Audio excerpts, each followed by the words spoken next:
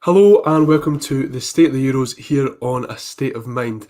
The Scotland men's national team stand on the edge of history. After 23 years, they're back on the major tournament stage and they're just one game away from becoming the most successful Scotland side ever, as a win against Croatia at Hampden tonight guarantees Steve Clarke's men knockout football.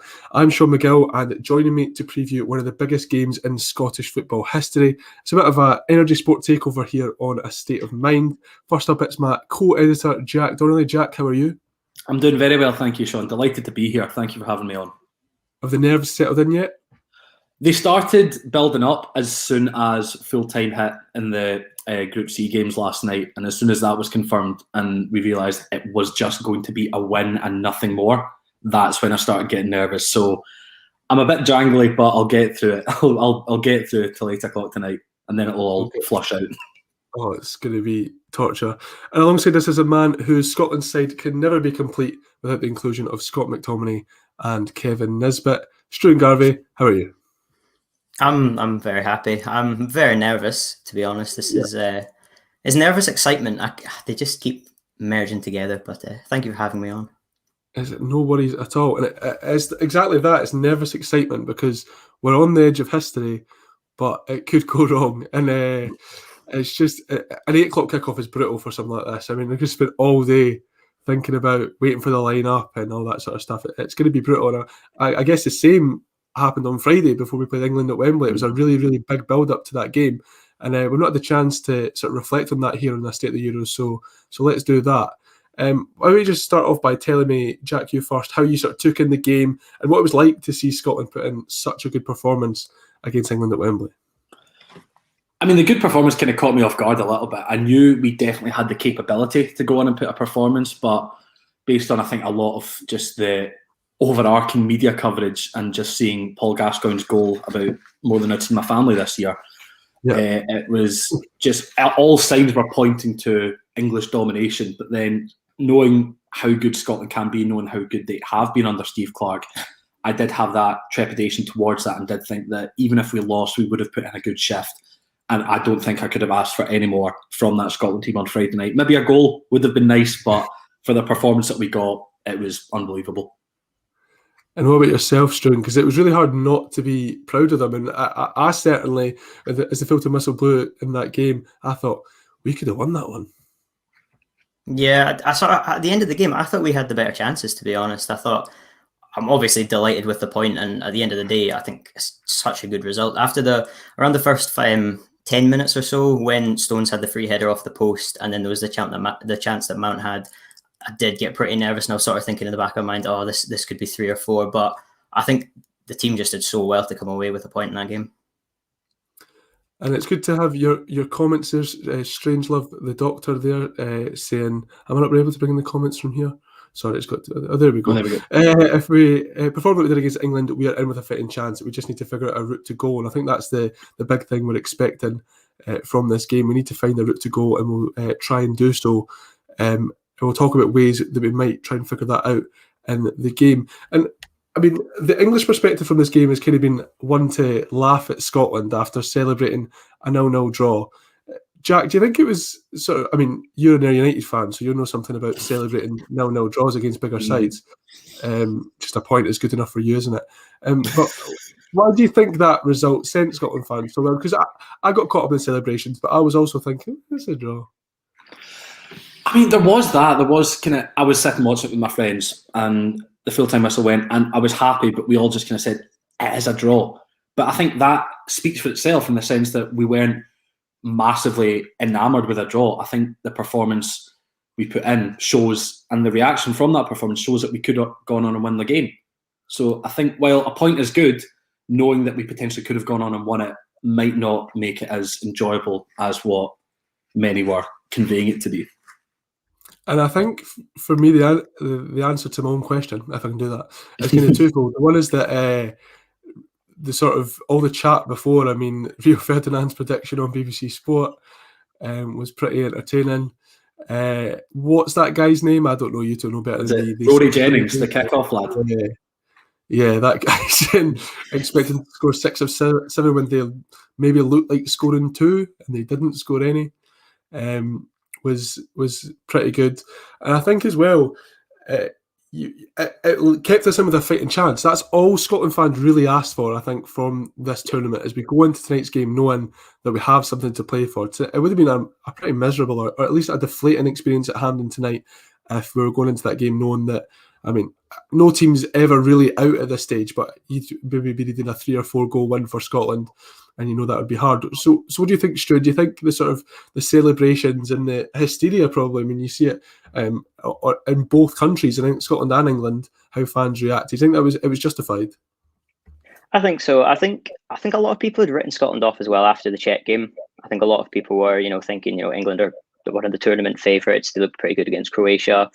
And I think, just, as we said, people like Rio Ferdinand and that were sort of writing us off. And just to come away with the point, I thought was massive, to be honest. I mean, I was absolutely delighted. I don't think I've ever celebrated a 0-0 and has been as happy as I was like that before. But I don't think we could have asked for more, to be honest. I thought the team put in such a big shift. There were quite a few doubts over players as well. After the first game, quite a lot of players had a lot of stick on social media. And I think the way, they answered back was absolutely phenomenal.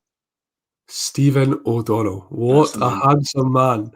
I keep thinking about it, that performance he put in after the abuse and the criticism. And I mean, I think criticism is justified, abuse isn't. But I think everyone got a little bit caught up. He's the worst player to ever play for Scotland. He's the worst right back at the Euros, all that sort of stuff. He was bad at Hampden. There's no denying that. But he's been, apart from maybe a couple of mishaps, he's been a very strong performer for Scotland over his international career. And I don't think it was that surprising to see him put in the performance at Wembley. It was just the mental strength to come back from what was a poor performance at Hampden and to contain some of the best attackers in the world, and particularly, definitely in the Premier League at least. So I think massive credit has to go to Steve O'Donnell and David Marshall as well after his tough time. What we'll do now before we get into Scotland specifically is you kind of have to talk about the games last night, because I don't know about you guys, but I never expected to be so emotionally invested in either Austria versus Ukraine or Russia versus Denmark. So let's start with the former, because watching this one, I was watching Austria-Ukraine thinking this is typical Scotland, because the team we need to win are spurning about 50 chances and they're definitely going to get pegged back by a last-minute equaliser. But it was a really, really good performance from Austria, and I deserve 3 points from them, Jack. No, absolutely. I'm surprised you didn't try and play the Kelly card early doors and say that it was all down to Daniel Bachmann paying his former boss Steve Clarke a favour. He didn't actually too much to do, but he loves Stevie Clarke, he loves Scotland, so what a keeper. No, I had doubts going into that game. I think if there was going to be one... Well, to be fair, I think we were only on the side of Austria because they scored first, because as long as that game didn't end in a draw and there was one distinct winner, we were going to be okay. So I think the fact that it fell to Austria, and despite the fact that they potentially were the worst of the two sides creating, it would have been a very Scotland way to do it, in the side that was struggling to create chances going on to win the game. So I was very happy seeing that finish as a 1-0, especially because we've seen Ukraine kind of put in some really nice attacking football. I mean, they've got some really good players going forward. Yarmolenko, Zinchenko, who a lot of people in the UK will know for playing as fullback, but he plays in centre midfield for his country. So I was very, very happy with that result, and it just kind of set up a nervy final viewing experience for me at 8 o'clock last night, where I knew that we needed at least one of Belgium or Denmark to win. Yeah, and we can talk about that now with Struan. And I think the banker was really that Belgium would beat Finland, and of course they did. But the emotional journey, the roller coaster, was certainly Russia versus Denmark in Copenhagen. I mean, sometimes sport is genuinely beautiful and really, really heartwarming, and that was one of those nights last night. I absolutely loved it, to be honest. I just love seeing the Danish celebrations at the end. It was the roar of the crowd, I think, when they scored the first goal, was just amazing. I think the commentators even picked up on it at that time. It was just absolutely fantastic. And I think everybody, everyone will have a team who they're supporting, but I think in the back of everybody's mind, they want Denmark to do well. And I think just the way they played last night, it was just beautiful to watch, really. And what a goal from Chelsea's Andres Christensen, Jack. I was watching the Belgium game, so I was getting that late in, and I got the notification through from one of our mutual friends, Graham Sinclair, who said an absolute rocket. And of course, it came up with a split screen on BBC One where the Belgium game was being shown, and I ended up having a little Ali McCoy's chuckle to myself because it was just that good a strike. I just couldn't help but laugh at it because that essentially sealed Scotland's confirmation that they would need a win and nothing more tonight with that goal. That basically confirmed that, although Russia could have come back, but then they scored an extra one 3 minutes later, so there was no hope of Russia coming back and spoiling that party. So it was absolutely sensational. I think I'd seen one tweet that quoted it as the strike itself to have a 0.02 expected goal from the strike. So I think one in 200 or 2 in 200 that goes in. So 1 in 100 that goes in. So ridiculous.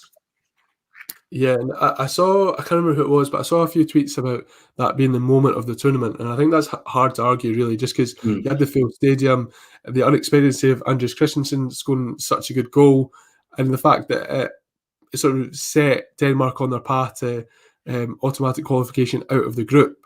And of course, this all comes a week or so after Christian Eriksen collapsed on the pitch. And just for that, the fighting spirit in that team to come back after having to restart the game on that day, of course they lost that day, but the fact they've progressed as the second best team in the group, it's just a beautiful story and one that I think will really stick with us throughout this Euros.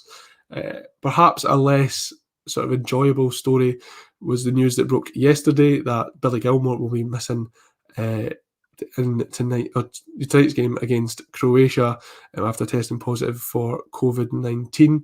I guess I'll start with you, Stuart, and just ask, what was your sort of initial reaction to this news?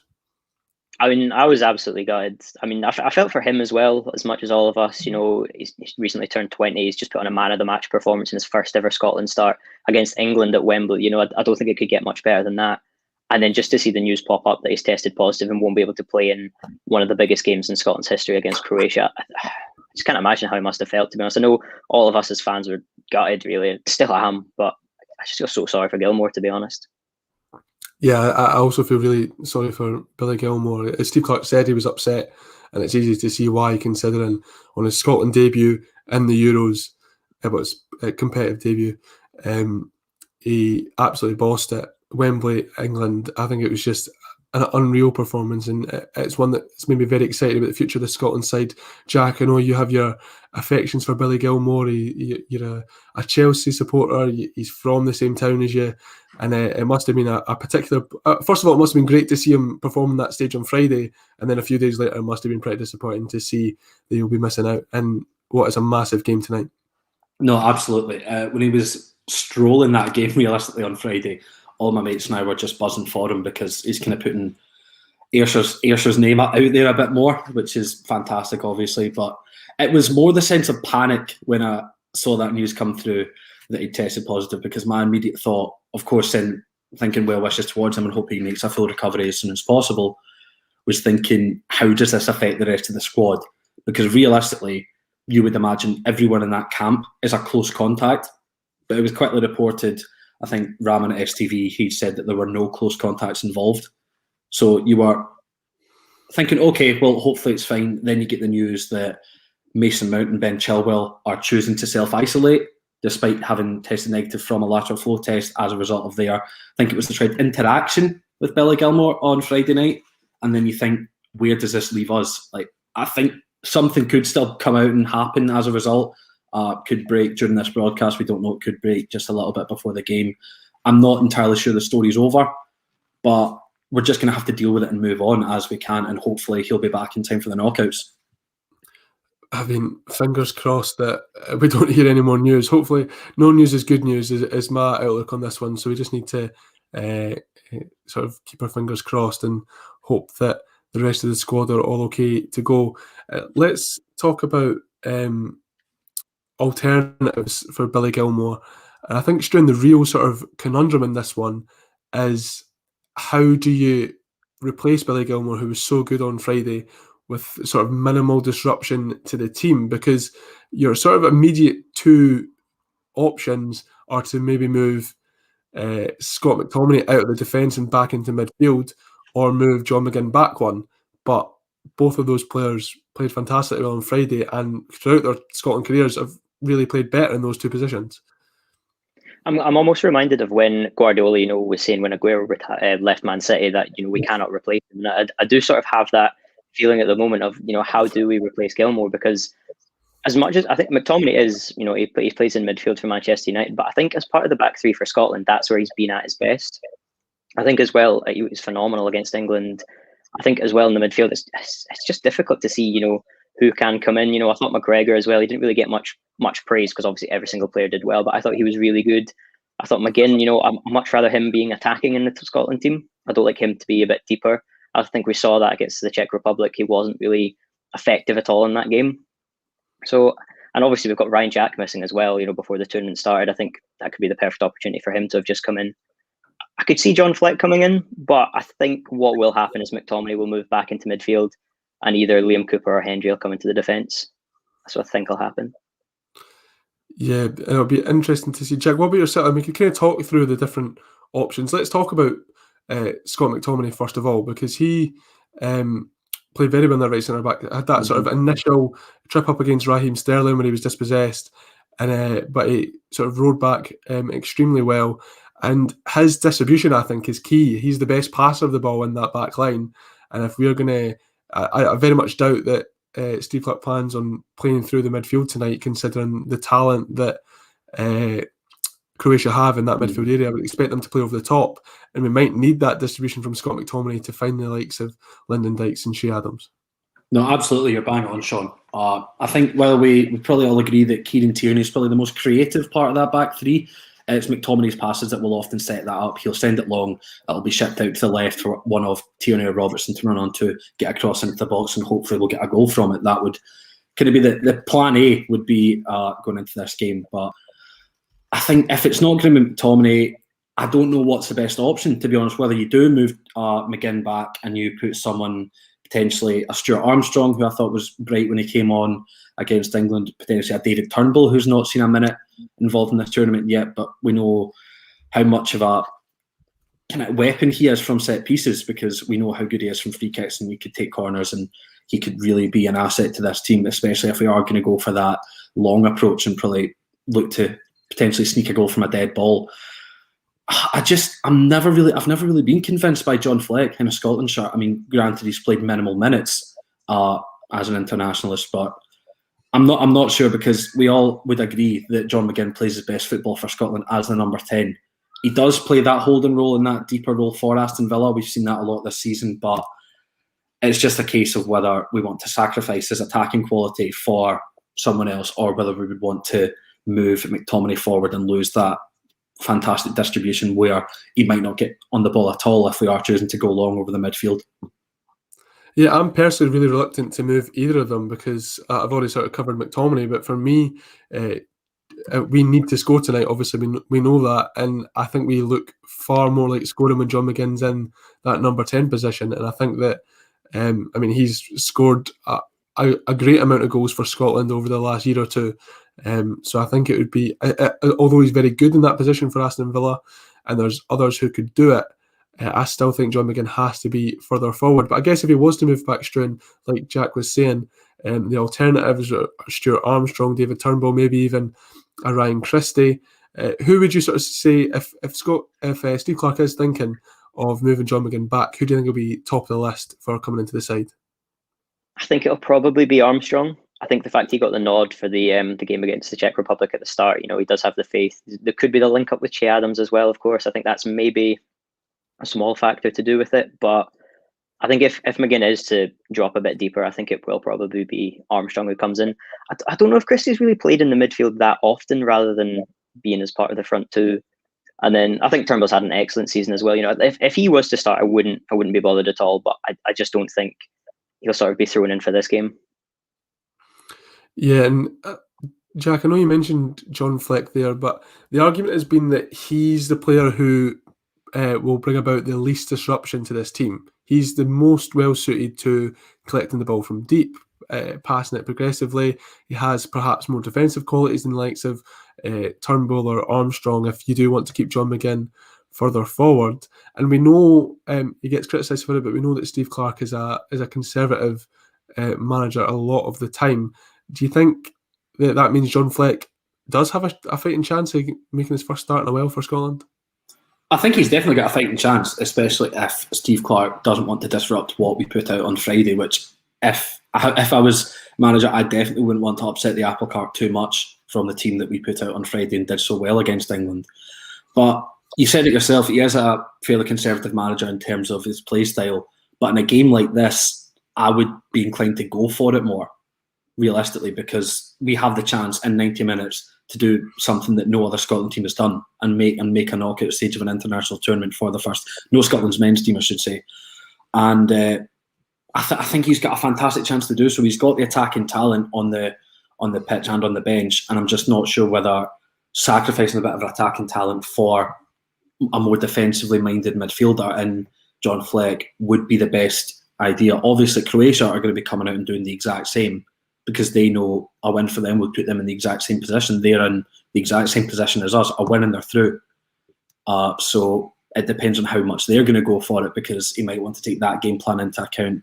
Of course, you've already touched on the fact that they've got immense midfield quality, like Luka Modric, Brozovic, Kovacic, all in there. They're fantastic. So I think it's going to come down to what Steve Clarke's game plan is going to be, whether he wants to sit in, absorb pressure and break on the counter, or whether he wants to go from the front foot from the get-go. And I think that's going to determine who that third midfielder is going to be. Kind of continuing on from what Jack was saying there, Struan, I've seen some people make the argument that playing this game at Hampden might be somewhat of a disadvantage to Scotland, considering that when you're at home, you're expected to sort of have a bit more of the ball, play out a bit more, and the Scotland fans know that we need a goal tonight, and they might begin to become a bit impatient if we're not really threatening goal too much, if we haven't scored by, say, the hour mark. What would you make of that theory, or do you think that the sort of Tartan Army can really give the boys a boost tonight? I can understand the theory and how, fans may get on some of the players' backs, especially if there's like a missed chance or something earlier on, or if the team aren't looking that great, if Croatia are dominating a lot of the ball and having multiple chances, Marshall's making lots of saves. But I think the Tartan Army will get behind. I think everybody knows how big an opportunity this is for us, and getting on the players' backs isn't gonna do anything really tonight. I think we know how big a chance it is, and I think every fan at the end of the day would take a 90th minute 1-0 win, or an 87th minute goal or something like that. Any kind of win. I think as long as it's still 0-0, we're still in the game, to be honest. Yeah, absolutely. And let's talk about how we do get more goals in the side, because we know that that'll satisfy the Tartan Army at Hampden tonight. And I'm seeing the comments coming in here, and there's a lot of noise for Kevin Nisbet. I like to do one-on-one, but I really should go back to Struan for this, considering his loyalties. Do you think that Kevin Nisbet does merit a starting place in this side tonight? It's tough to say, because as much as I love Kevin Nisbet, I think Dykes and Adams work really well together. The goal we scored against Luxembourg, I think is fantastic. The link-up play between the two of them, and I think they do work really well together. I like having Dykes as that target man, because we know tonight we're not really going to win the midfield battle. Just on paper, Croatia's is so strong. We're probably going to be looking for the long balls, and somebody like Dykes up top, I think he's the ideal candidate to have in a game like this. And I just think Che Adams has been excellent as well for Scotland. He missed a couple of chances against England, but I think he did well. Overall, he looked really, really bright when he came off the bench against the Czech Republic. I think Nisbet does deserve game time here, especially off the bench. He did score against Holland as well, which is a nice finish. Excellent ball from Robertson. So I'd like to see him come on maybe around the hour mark if we've still not scored. I think we know we need to go. We need to get a goal in this game, so I could definitely see him coming on, because I don't think there's that many people on the bench who you could say will be a goal scorer. I think he's got to be, if we're not winning, he's got to be one of the first people to come off the bench for sure if he's not starting.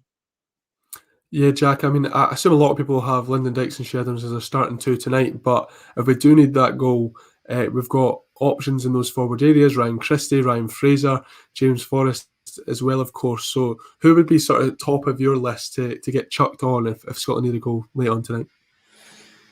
I think you would always, before I say who I would bring on, I think you would always look to move Dykes out before you would move Adams. I think Adams has got to play as much as physically possible, because we just know how good he is, how much he can run at these defences, how good he is on the ball, how well he can finish. We've seen that in the limited appearances he's had for Scotland and in the Premier League with Southampton this season. I think Dykes fits Steve Clarke's system well, in the sense that we want a kind of big and small pairing up front, and he can act as that target man as an out ball from a goal kick, and he can knock it down for someone, be it John McGinn, Christie, Armstrong, Adams, whoever it is, to pick up and move the ball on. I think if you were going to bring anyone on, potentially I would probably go with Nisbet as an out-and-out goal scorer. But if you want to leave the goal scoring exploits to Adams, I would be thinking Forrest or Fraser, especially around about 70 minutes where the Croatian backline is going to be a bit more tired, and we know the speed that both Fraser and Forrest have.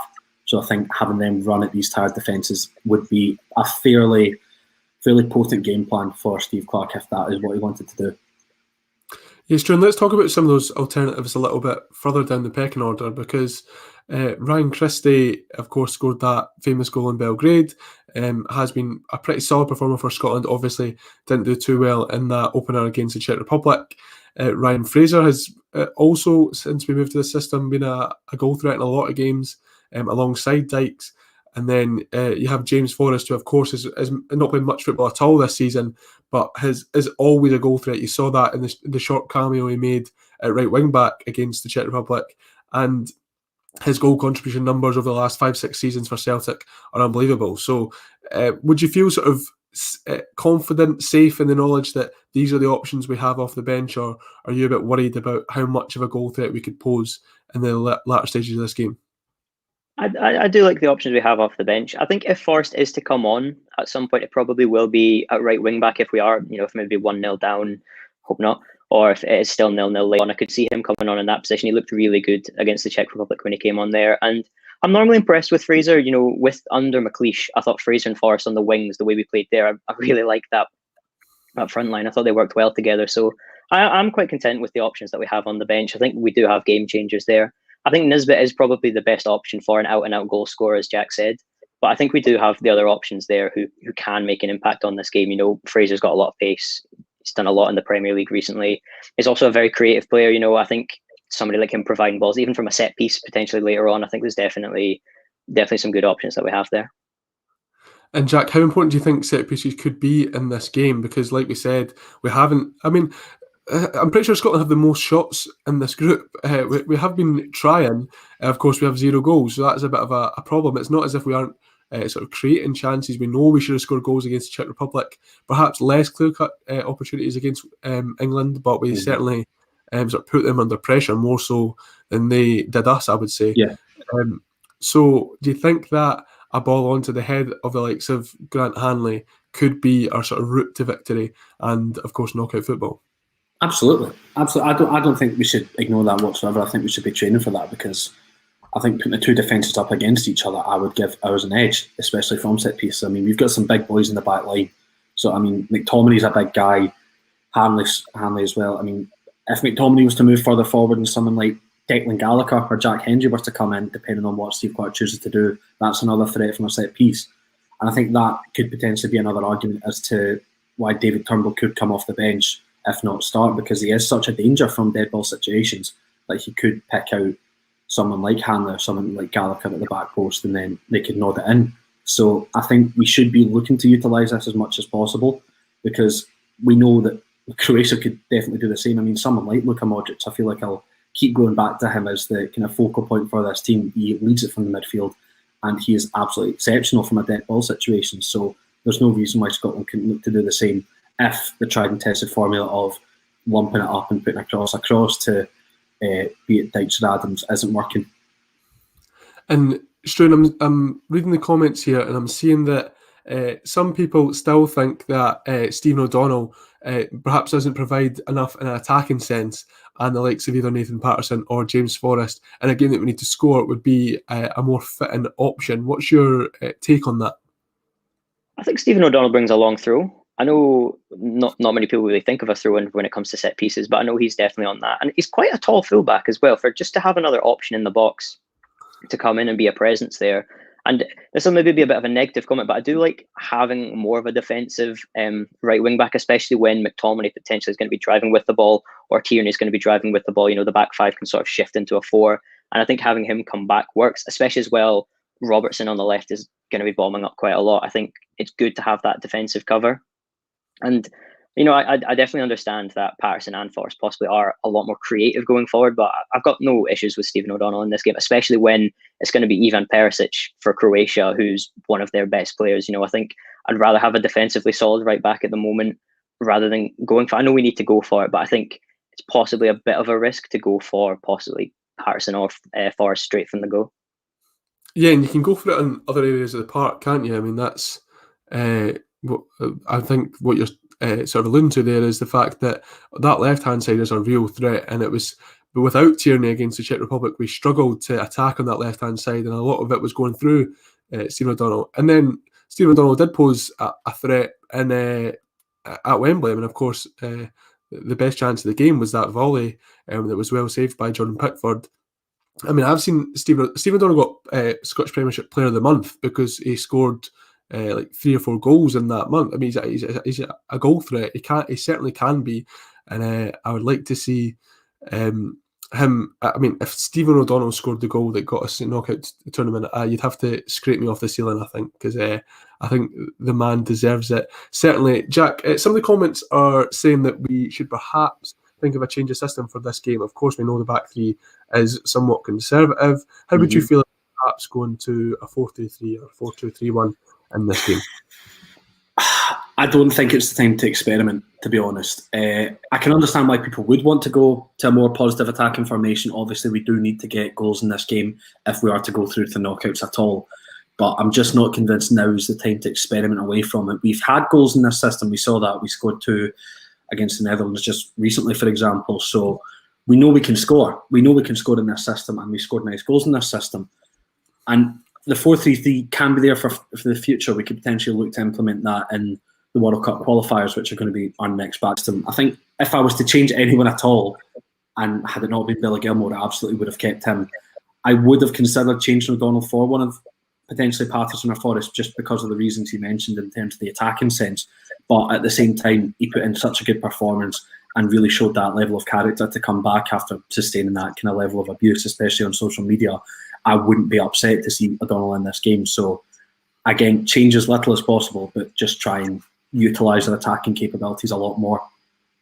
Ian, like I said, I've got a lot of time for Stephen O'Donnell, but I thought that the obvious change at half-time in the Czech Republic game, of course, was to bring Shea Adams on for Ryan Christie. That wasn't working.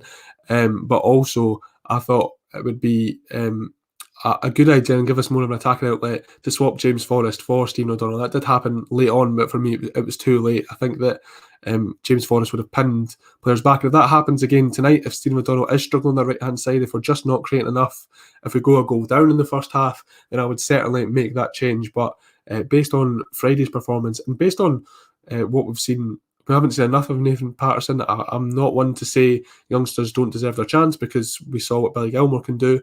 But Stephen O'Donnell, after that performance on Friday, and looking at the majority of his Scotland career, other than a few blips, I think that we should stick with Stephen O'Donnell. What I guess looking at the Czech Republic as well, because we considered that a bad result. We considered that our most winnable game, but Struan, they went on to draw with Croatia. It would have been great if we were going into this game already qualified, but it's not really the Scotland way, is it? But do you think we're able to look back on that game, and it was obviously massively disappointing with the expectation we went in, but do you think we can look back at that game and think we actually played quite well? They actually seemed like a decent side, and maybe we shouldn't be so hard on the side given that result? Yeah, I did think we played quite well, to be honest. I think our XG was quite good after the game as well. And at the end of the day, it was 2 excellent goals. I mean, I know a lot of people criticise Hendry for taking the shot and Marshall for being outfield, but the finish from Patrick Schick was unbelievable. When you see the angle from behind the goal and the curve that the ball takes, it's one of them where obviously at the time we're furious and thinking, oh, have we let that in? But then when you take a step back, it's an unbelievable finish. And the header that he scored as well, I thought was excellent, to be honest. It's sort of been overshadowed by how good the chip from the halfway line was, but I thought his header was excellent as well. And at the end of the day, Vaklik made so many good saves as well. There was one from Dykes later on where he got it on his left foot and he got a foot to it. It was just one of those games, to be honest. And the own goal that nearly went in, that was clawed away, it's on the edge of my seat for so much of it. But I don't actually think we played that badly at the end of the day. I think we were unlucky, but the Czech Republic are a good side, and we saw that when they take the lead against Croatia. And I think they'll cause England problems tonight as well. And we're going to get stuck into Croatia a bit more very soon with our expert. But Jack, how are you sort of viewing them heading into this game? Because of course they're the World Cup finalists just 3 years ago, but it's been a pretty disappointing start for the Croatians so far. You're right. They have been World Cup finalists just 3 years ago. It's been a pretty disappointing start, and that's why I'm more nervous about them than I would have been had they had a great start, because they're going for it as much as we're going to be going for it. So this is literally an all or nothing game for both sides, and that's why I'm going to be so nervous heading into this game against Croatia. I do still fancy our chances, and of course I'm going to predict a Scotland win, but it's going to be a fantastic game of football regardless, and I'm really excited to see how it turns out, even although I'm going to be quite scared of the attacking capability that Croatia do have, with not only the midfield, but Seán mentioned Ivan Perisic, he's been great. Ante Rebic had a really good season with AC Milan, and players like Orsic, who's sitting on the bench, who's rapid and scored that hat-trick against Tottenham Hotspur in the Europa League to send them out. Like, you've got fantastic players and strength and depth. So yeah, I'm looking forward to it, but I'm nervous at the same time. Yeah, I think that's the feeling across the country just now. Struan, I think that I usually look at this game and think, I personally think Croatia are the favourites for this game. I know we have a home advantage, but I think man for man, they're a better side than us. And of course, they've got the experience of going deep in tournaments. But Scotland are undefeated against Croatia in competitive fixtures. Do you think that's something we can take some comfort in, or in a game of this magnitude, does all that sort of patter just fly out the window? I think there's an argument that for games such as this, form goes out of the window, and I think that could probably be applied to the England game as well. I think everybody knows what we've got to do, and at the end of the day, Croatia made it to the World Cup final just 3 years ago. A few players have left that team, and some other players have gotten older, but they are still a really, really good side at the end of the day, and it's just going to be one of those games. I know we've got a really good record in the past, and I know they're a really good team as well, but I think we can do it. I'm going to be predicting the Scotland victory as well, but it'll definitely be a nerve-wracking game for sure. Just the quality that they have, the game changers in that side, Modric, Perisic, etc. Just any moment could just pull off some magic, to be honest. I mean, we saw how good they were in the World Cup. I think the 3 games leading up to the final, they went into extra time. They just played so well. And yeah, just a bit nervous, really, but excited more than. Yeah, it's pretty nerve-wracking, isn't it? Has our conversation made either of you feel any more confident, or have we sort of pierced that at all? Jack, how are you feeling after this chat? I mean, I've kind of tried to dull down my emotions a lot of the time when it comes to football, especially with kind of what we've been doing, and try and get less ridiculous when it comes to leading up to an important game. But this one, I don't think I'm going to get any more calm leading up. I think it's just going to build even more. My anticipation, my nerves, it's just going to all lead up. And come 10 o'clock tonight, it's going to be an outburst of emotion, be it a sad or a happy one. I'm hopefully it's going to be a happy one, but it's always good to talk about it, and it's always good to have that conversation and debate whether we think it's going to go one way or another, whether the manager's going to put in this player, that player, or remove someone. But as good a conversation as it's been, I'm still absolutely terrified. Yeah, I think, Struan, I've been trying to keep it out of my head, but I think this conversation has made it build and build more. So what about yourself? Are you confident in the options we've explored without Billy Gilmour? Do you think that this is something we can pull off tonight? I think we can. I think just going through our options is sort of settling my nerves. I know we've got match winners in that team. We've got really good players, a lot of experienced players as well. Somebody like Andrew Robertson, he's played at the highest level, Champions League finals, etc. And I think we do have the players to do it. It's just so difficult to predict with Scotland, isn't it? You never quite know. There's been so many opportunities in the past where we just need a draw or we just need to score, and we haven't done that in the past. It's going to be one of those games. I am confident though. I think the Scotland side is a really good side. I think the manager's done so well with them, and I do have faith in them. I think we can do it, definitely. It's a question I floated when we were sort of building up to the Wembley game, and I asked, who would you most like to score the winner at Wembley? 90th minute, it's 0-0, it's 1-1, and one particular player taps the ball into the back of the net and sends Scotland to their first ever knockout stages of a major tournament. And I'd ask you to try and take your club allegiances out of it and look at it through a Scotland lens. There's no Billy Gilmour, Jack, so you should be all right. And I don't remember any United players in the squad. So you're going to have to tell me, who would you love to see score that goal that sends this country into some sort of meltdown 3-day bender chaos? Anyone, to be honest. I mean, I'm not really going to be fussed who scores a goal as long as someone does. I think Stephen O'Donnell would be a nice redemption arc from him, just stemming from that first game and people doubting him going into the England game, proves his doubters wrong and then proves him even further wrong by scoring the winner against Croatia. But I think, all in all, I think a captain's goal would be very fitting. Andy Robertson scoring the goal as the first captain to take his side to an international tournament finals, realistically, and knockout stages anyway. So I think either one of the fullbacks would be great. I'd be very, very satisfied. And you would probably have to scrape me off the ceiling regardless of who scores the winner. I'm going to be absolutely fleeing if someone scores. Yeah, like Kathy Burke saying in the comments there, we'll take an own goal. We'll take absolutely anything at all. But what about yourself, Struan? I mean, you're not allowed to say Kevin Nisbet or Scott McTominay. I'm banning you. You've got to pick someone out with your club allegiances. I'll take him again out of that as well, to be honest. And I'd love Stephen O'Donnell as well. I think that would be great. But one player I'd really like is Ryan Christie. You know, I think the game we qualified against Serbia, his post-match interview, I think it was fantastic. It went viral and it just sort of summed up all the Scotland fans' emotions. And obviously he scored the goal in that game in normal time as well. I think if he could bend one in from the right-hand side into the top corner, like we've seen him do a few times, I think that could be really good. But also someone like Grant Hanley, because Grant Hanley's had a lot of stick in the past in the Scotland team. I don't think many people have taken to him as they have with other players in the team. You know, I think he's been really solid in recent years. He's the captain of Norwich. You know, they've been promoted to the Premier League again.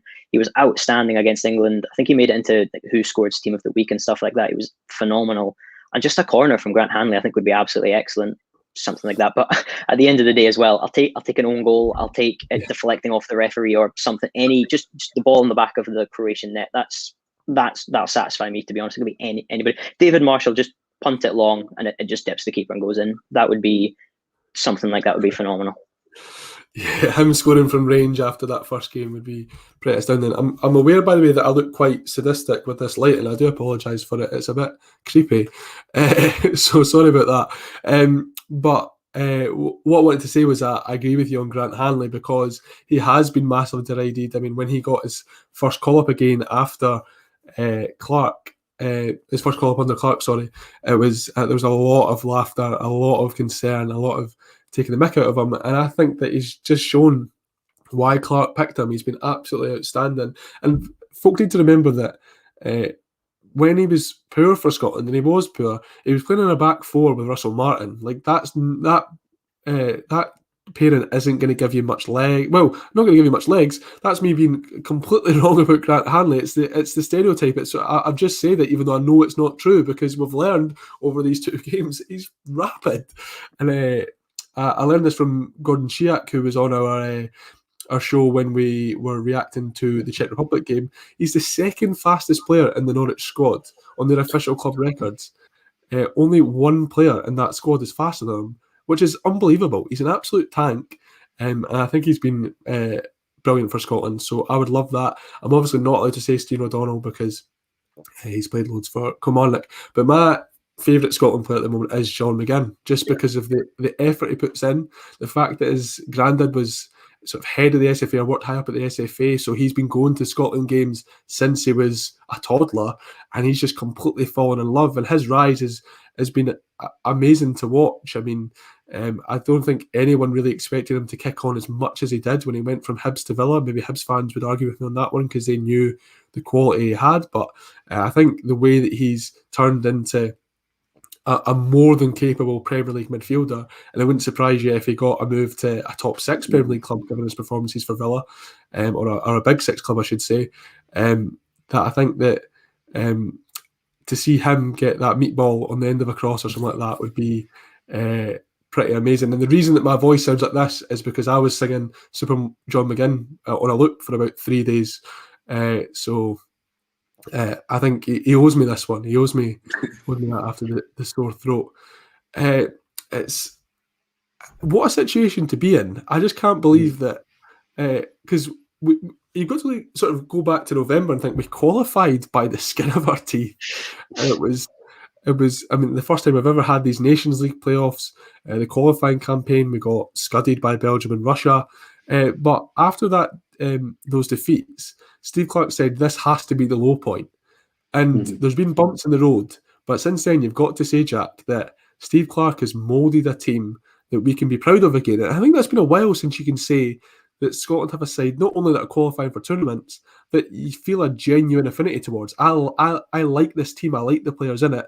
And I want them to do well, not because they're in a Scotland jersey, not solely because of that, but because they're a team that sort of get on my heartstrings. They're really, really passionate and gritty, and they sort of reflect a lot of what makes Scotland so good. It honestly feels like just yesterday that you had the likes of Stephen Fletcher and Graham Shinney in Scotland squads, and you're losing 3-0 to Kazakhstan. And now we're on the precipice of qualifying for the knockout stages of an international tournament for the first time in our history. I think you're absolutely right. There is just this likability about this squad. I mean, regardless of whether you agree with someone being a good player, someone being better than the other, you can't help but admire, appreciate and respect every one of the 26 players that are there. Steve Clarke has built a team that is so strong in terms of their character. I mean, Stephen O'Donnell's a shining example, but being able to rally people and getting people in that squad arriving early for the camps, like before Serbia, there were players turning up 2-3 days early just because of how much it meant to them, how important the entire thing has been in the last year or so. It's been absolutely fantastic to see. Part of me doesn't know how to feel because I'm the same as the two of you guys. I've never seen this happen in my lifetime before. Born in '99, so a year after the last international tournament Scotland's men's team were at. So I almost don't know how to feel. It's just that immense feeling of pride and passion and just knowing that we're there and we are on the precipice of being able to do this. So why don't we? Why don't we go on and do it? Realistically, there's nothing stopping us. So let's just go on, put in a hell of a shift and get over this final hurdle and have these players etched into history. Yeah, absolutely, Struan. And I think we should also talk about those playoff games, because if you told us then after the penalty shootout against Israel, where Kenny McLean scored the winner, and of course that David Marshall save, that you'd go into the final group game knowing that just a win at Hampden Park would send you to our first knockout stages ever, you would have taken it and you would have sort of jumped into that ride. And we know that Czech Republic was disappointing, but it's a case of the country having to put that to one side and really, really get behind the side. So we hope that we can do it, that we can make history. Yeah, I think, I was in the camp of I was just so happy to be there. First major tournament for the Scottish men's team in my life. I was just happy to be there. At the end of the day, I was almost thinking that sometimes, we could lose all 3 games, but we were there. Flower of Scotland at a major international tournament for the men's team. It was something I've never seen before, and I think we are. We are the lowest seeded team in the group. So from that point of view, we're probably expected not to qualify. But the fact that now it's in our hands, if we win this last game, we're through for the first time in the men's team's history, is just phenomenal, to be honest. I couldn't have envisaged it. Two penalty shootouts. My nerves I think we all deserve this for having to go through 2 penalty shootouts and just the save at the end. Even when Marshall saved Mitrovic's penalty, and there was that reaction of, did he step off his line? Did he step off his line? We couldn't properly celebrate. We've seen the meme of David Marshall where he's nervous and then he's excited. And I think going through all that, we're at this chance now, and I think this team has given us the opportunity to believe. I think they've given us this confidence. We're in this position now, and it's just great. To be honest, just one win. We've been in this position a few times in the past. We just one win and we're through it. I'd love to draw a great team. I don't mind who we get, and if we do get into the last 16, just one win, really. We can do it. We've come so far. The 3-0 to Kazakhstan a few years ago, I don't think anybody would have said at that point we're going to qualify for the Euros. I don't think anybody had the belief. Steve Clarke's come in. A few players have come into the squad, and we look like a totally different side. And we have the opportunity now. We can do it, and it's at Hampden. I think that just adds to it a little bit more. Just going to a major international tournament, and it's in our country. We can do it. Just one win, really. Yeah, it's quite mental to think. Just listen to you guys speak as is really sort of sending me over the edge a bit. Because I'm just, my nerves are going, my excitement's going. Jack, I think something to talk about in this Scotland side is resilience, because I know we struggle for goals, and say we were to go a goal behind tonight, I would worry that 2 goals could be beyond us. But this side have showed so much resilience. I mean, you look at Belgrade, the fact that we conceded that equaliser in the dying stages from a corner was so heartbreaking. You did think, typical Scotland, that's going to be it. And we didn't have our strongest side on the pitch at all at that moment. So you really did worry that in extra time, a very good Serbia side would hold us back and sort of discard of us, and that would be the dream over. But they held on and they won on penalties, and that's what they're good at. And of course, if we get to the last 16, then we'll just penalty our way to Euro glory. And then you've got even the games at the Austria. I mean, going from behind twice at Hampden to come back and get equalisers in both of those, and we can see now how good a side Austria are, considering they've automatically qualified for the knockout stages. So I don't know. I guess what I'm trying to say is this Scotland side can overcome adversity tonight. It won't be plain sailing. We know it never is. It's the hard way, the easy way, the Scotland way. But if there's any Scotland side in our lifetimes, certainly, who could do it, it's this one. Absolutely. You've hit the nail on the head. I was going to speak on Belgrade and the fact that we conceded that equaliser so late on, and Steve Clarke had already made his substitutions to see out the game. We get into extra time and we're under the cosh for half an hour. Like, it's just wave after wave of Serbian attack. And we stick with it. We hold firm. We show the character to be able to maintain that scoreline up until the penalty shootout comes, and then it's a moment of magic. And it's the kind of steely determination from all 5 penalty takers going up and scoring 5 decent penalties as well. It was a decent standard, if I remember correctly. And then Marshall being able to read Mitrovic, dive to his left, and secure us a place there for the first time in over 2 decades. I think there's just so much to be happy and proud about this Scotland team. And there's not, honestly, as much as I've kind of lauded praise on a lot of the Croatian players in the midfield and attack and things like that, there's absolutely nothing to suggest that we can't get a result here. And I genuinely think we can. The more I'm speaking about it now, you said that as the conversation making me a bit less nervous. And I think I've arrived at that point where if we're going to get a result, it's going to be today. We treat it like a cup final like we did in Belgrade, and we'll be fine. I genuinely think we'll get through. And that'll come back to bite me. Somebody will probably clip that up and send it to me come 10 o'clock at night when we lose 4-0. But I'm confident. I'm ready. I'm ready to watch it, and I'm just so grateful almost the fact that I've been able to experience something like this, because there was genuinely a point a couple of years ago where I didn't think it was ever going to happen, where I was going to think I'm going to get to 70, 80 years old and never have seen my team at a major tournament. But the fact we're here, we're 1 game away as we were back in November. Just going, it's all to play for, and I cannot wait. And I genuinely think we'll get something. I've got 2 things I want to talk about. I'm going to start with perhaps the more concerning one, but I don't want to send anyone's nerves jangling or get any sort of speculating going. But I just saw that news broke about 40 minutes ago that Ben Chilwell and Mason Mount will have to self-isolate for 10 days. So that's up until Monday, the 28th of June, after their interaction with Billy Gilmour, who of course tested positive for COVID-19. I understand that this wasn't anything to do with what happened on the pitch. They were pictured sort of embracing on the pitch, but that interaction continued into the tunnel. And that's where the concern has come from Public Health England, who have liaised with the England national team and said that Mason Mount and Ben Chilwell both must self-isolate. I mean, I really don't like speculating over these things because I think we've all at times been a bit confused about how isolation protocols work. But I think you've got to find a bit of concern in that, considering we know that Billy Gilmour will have been more close to members of the Scotland squad than he was to Chilwell and Mountstone. Yeah, I think it is a bit of a concern, to be honest, and I'm almost nervously checking my phone now to see what is going to be going on, because initially I think we all had the same reaction that, you know, is Billy Gilmour going to be the first of many Scottish players? I don't know if anybody follows Robertson on Instagram, but you know, they were playing table tennis together and stuff like that. I think McGinn, Robertson and Gilmour, and it's just been really nervous, to be honest. And I think that's been a theme throughout this whole tournament. saw in the Spanish squad that Busquets tested positive, and I don't think he's played for them yet. I believe Rodri's played the first 2 games. In the Portuguese team, João Cancelo has been replaced by Diogo Dalot because Cancelo tested positive before as well. And I think it's just been sort of an occurring theme throughout this tournament that at any second a big player can test positive, and it can completely disrupt everything. And obviously, I've said it before, everyone, it's Gilmour who I feel the most sorry about. As much as all of us fans, it's one of our best players. For him, it must be really tough to take.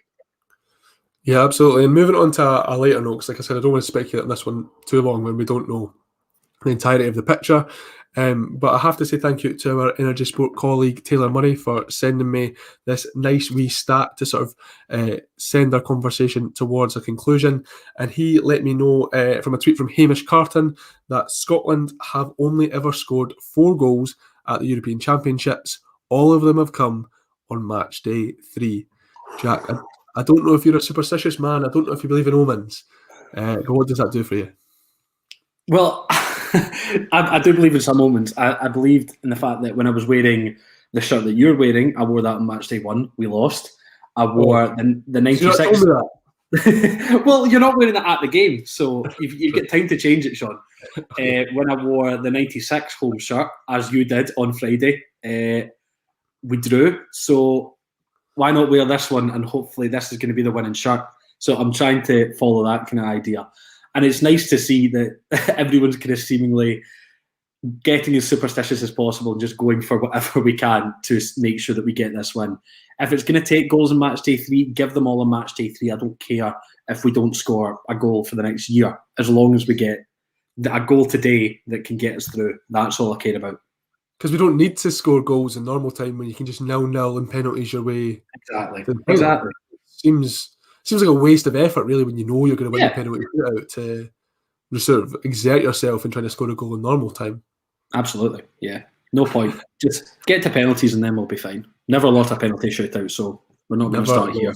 A penalty shootout, and I hope we get a penalty tonight, but I don't know if my nerves can handle that either. It's going to be torture. It's going to be an ordeal. I mean, I thought Belgrade was bad, and even I wasn't particularly nervous for Czech. I was excited for Czech Republic. I probably was nervous for England, but this game tonight, knowing what's on the line, is going to be an experience, to say the least. And before we do head, I'm going to ask you for final score predictions. We've talked our boys up because I think that's what you've got to do. But Struan, what are you saying? What's the scoreline going to be tonight? How are Scotland going to do it? 1-0 in the 90th minute. And I think I said Christie earlier on to do it. So either Christie or Grant Hanley. I'd like, from a corner, that would be excellent. Especially given there's a bit of story with the way the Serbia equalised against us from a corner. If we could do it from a set piece, I think that'd be excellent. Just a 90th minute winner, 1-0. Jack, what about yourself? I think I'm going to take it even more Scottish than you did, Struan. 1-0 is again what we score within the first 10 minutes. And then we have to suffer for 18 minutes of action. That's just pleading that we can hold that. Pleading that we hold on. And then that sense of release euphoria at the final whistle where we progress is just going to be unmatched. And I think I predicted Grant Hanley to score in an earlier conversation. No, I'm going to stick with what I said on this broadcast. I'll say Robertson to score and send us into rapture and chaos for the next week. And I spoke about the resilience. I know we haven't scored too many goals, but I believe that Scotland will go a goal down in this game and manage to fight back into it. So I'm saying a 2-1 win for Scotland, and I think the goals will come from that beautiful head of Grant Hanley. And then I'll also stick with what I said and say that Super John McGinn will tap that in and will win. I'm so excited. I'm trying to contain it. I'm trying to be professional, but it's just massively, massively exciting. Unfortunately, we were meant to be joined by our Croatian football expert because of technical difficulties on their end. That's not been possible, so we do apologise for that. But if you'd like to check out their site, we're meant to be joined by Lovre Nikolak from Croatian Football, and the website, the Twitter is Croatia footy. So do check that out if you're looking for some insight ahead of tonight's game. I've got to say a massive thank you to Jack Donnelly and Struan Garvey for joining me, and to everyone who watched this broadcast. And best of luck to Scotland. I hope that we can, I hope everyone's celebrating tonight and we can look back on history being made. Thanks very much, and we'll see you again soon.